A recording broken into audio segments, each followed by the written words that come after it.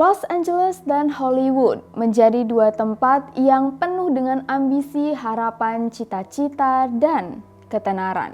Begitu juga dengan wanita bernama Elizabeth Short yang berumur 22 tahun pada waktu itu.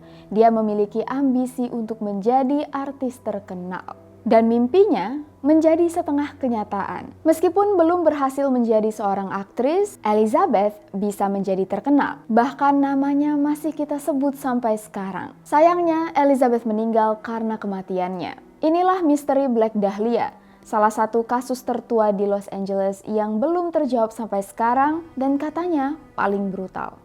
Welcome to Ruang Gelap.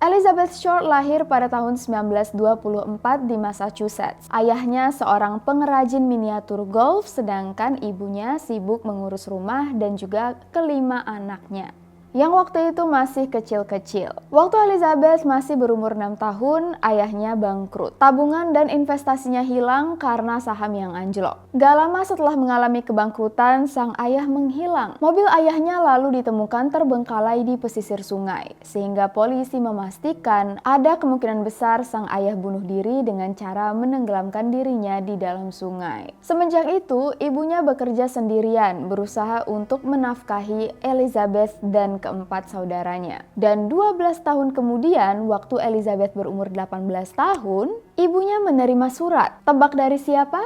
Dari ayahnya. Ternyata ayahnya sengaja pura-pura bunuh diri supaya bisa kabur. Alasan kenapa ayahnya mengirimkan surat karena dia mau kembali lagi ke keluarganya. Ibu Elizabeth enggak mau maafin suaminya. Dia enggak mau menerima suaminya kembali ke rumah karena menganggap suaminya sudah mati. Tapi Elizabeth menerima ayahnya dan terus-terusan saling mengirim surat. Sampai di suatu titik, ayahnya mengajak Elizabeth untuk tinggal bersama di California.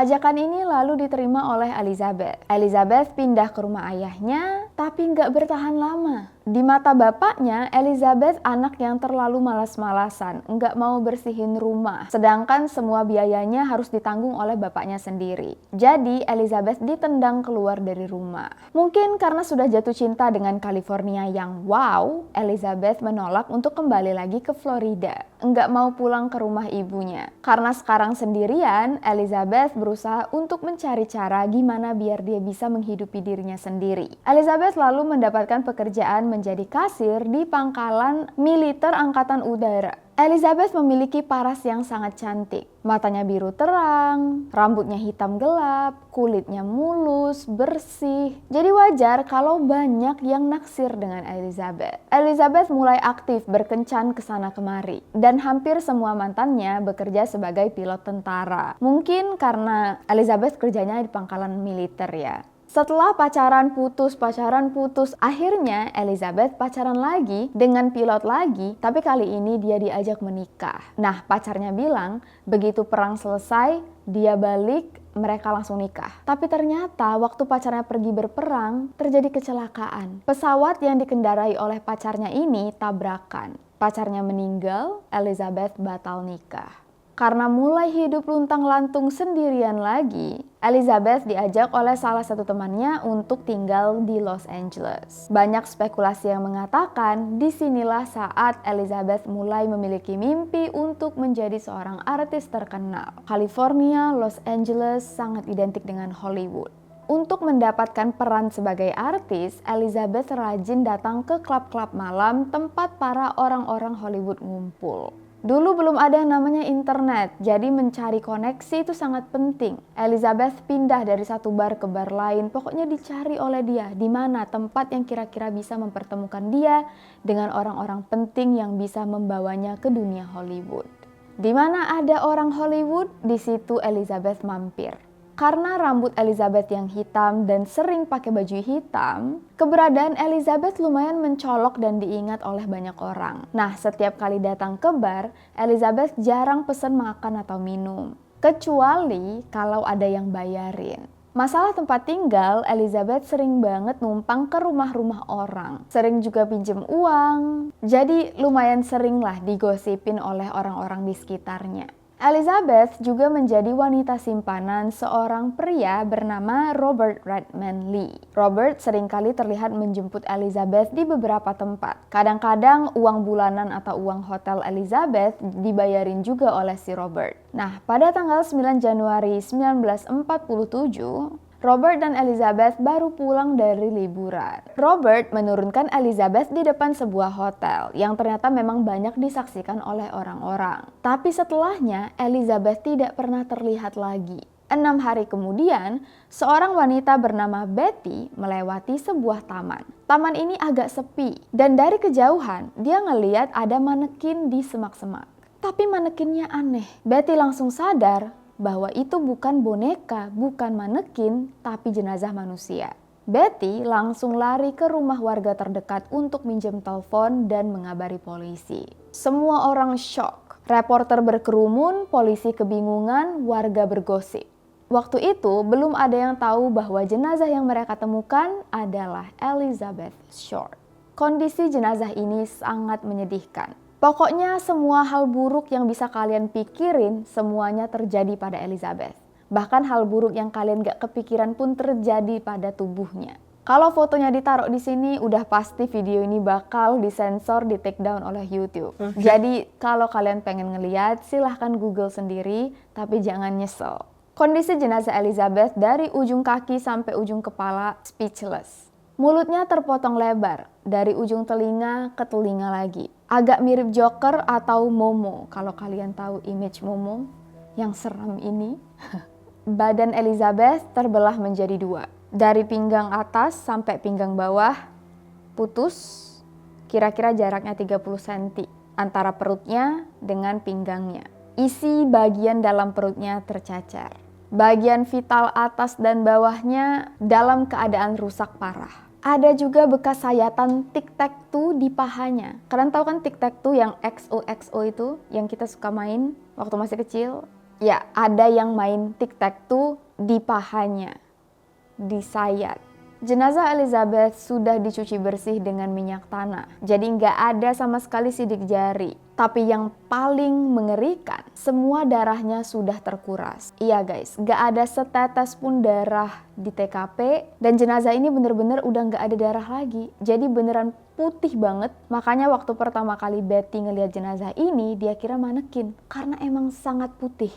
Itulah kenapa polisi yakin Elizabeth dibunuh di tempat lain, setelah itu barulah jenazahnya ditaruh di TKP. Besok harinya, melalui sidik jari, barulah diketahui bahwa jenazah yang ditemukan adalah Elizabeth Short. Salah satu reporter yang mendengar kabar ini langsung berlomba-lomba untuk mencari informasi duluan. Si reporter berhasil mendapatkan kontak ibunya Elizabeth, langsung dia telepon dan langsung dia tanya-tanyai informasi mengenai Elizabeth. Tapi si reporter nggak bilang kalau Elizabeth dibunuh. Dia malah bilang Elizabeth memenangkan kontes kecantikan. Parah kan? Banget. Setelah mendapatkan semua informasi, barulah ibunya Elizabeth diberitahu kalau Elizabeth menjadi korban pembunuhan. Nah, karena media berlomba-lomba mengangkat cerita tentang Elizabeth yang dibunuh dengan sangat-sangat tragis, salah satu dari mereka membuat julukan untuk jenazah Elizabeth. Nama julukannya adalah Black Dahlia. Kenapa Black Dahlia? Karena waktu itu ada film misteri yang lagi ngetren banget, judulnya The Blue Dahlia. Nah, namanya diganti jadi Black Dahlia karena rambut dan pakaian Elizabeth selalu berwarna hitam, makanya diganti jadi The Black Dahlia. Hasil autopsi menunjukkan ada bekas ikatan di bagian kaki, tangan, leher, dan mulut Elizabeth. Dan ada fakta yang sangat menjijikkan. Yang nggak mau dengar, please tutup kuping kalian sebentar. Ini trigger warning, jangan nyesel ya. Di dalam lambung Elizabeth, dokter menemukan ada kotoran manusia.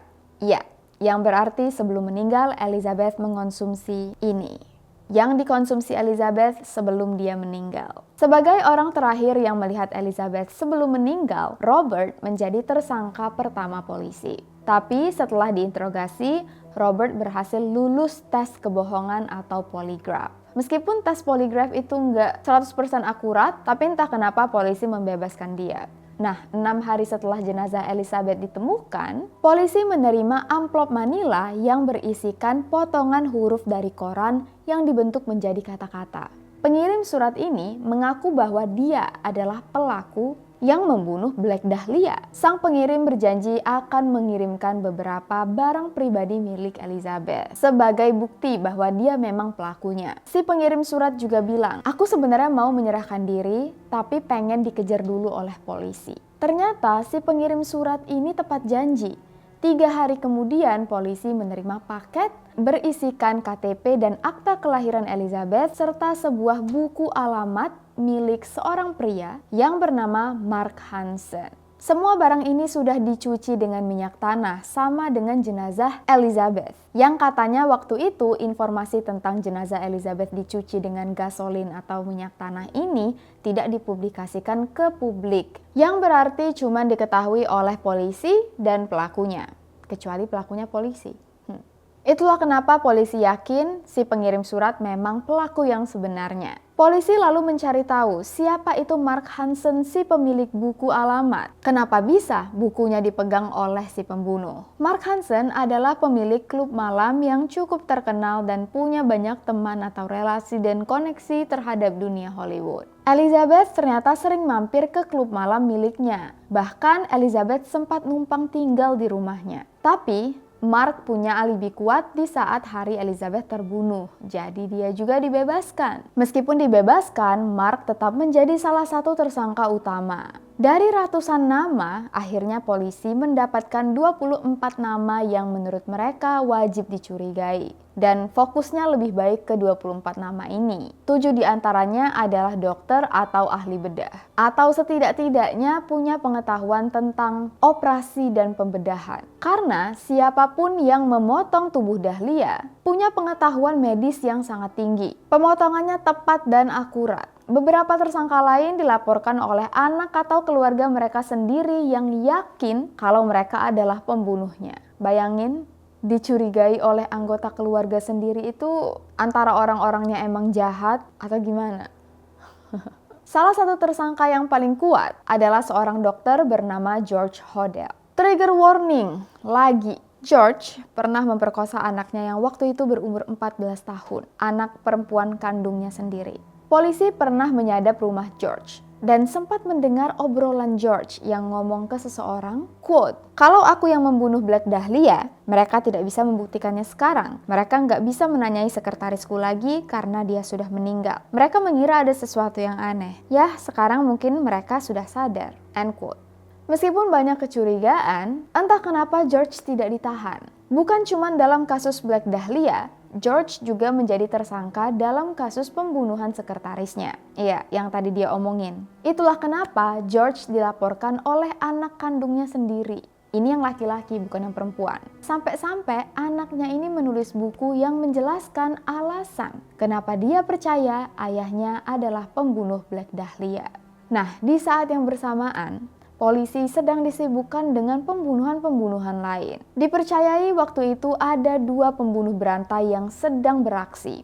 Satu dikenal dengan Lipstick Killer dan yang kedua dikenal dengan nama Cleveland Torso Murders. Ada potensi beberapa orang berspekulasi mungkin Black Dahlia menjadi korban salah satu dari pembunuh berantai ini. Kasus mereka bakal gue bahas di video-video selanjutnya. Tenang.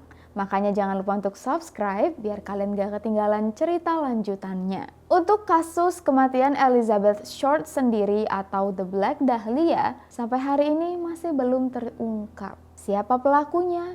Kenapa dia dibunuh? Apakah ini ada hubungannya dengan dunia Hollywood?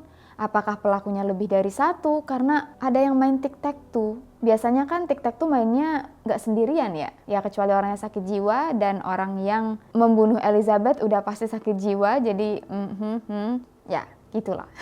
Kalau kalian suka dengan video ini, jangan lupa like dan share ke teman-teman kalian. Kalau ada kasus lain yang juga kalian pengen kita bahas, silahkan tulis di kolom komentar bawah. Atau DM ke Instagram Ruang Gelap atau kirim email ke misteriruanggelap@gmail.com. Berhubung kita belum tahu video ini bakal upload kapan, kalau misalnya bertepatan dengan Lebaran, Ruang Gelap mengucapkan Selamat Hari Raya Idul Fitri, mohon maaf lahir dan batin. Kalau misalnya videonya tayang sebelum atau sesudah Lebaran, selamat libur bersama. Jangan lupa untuk selalu take care, stay safe, and stay alive.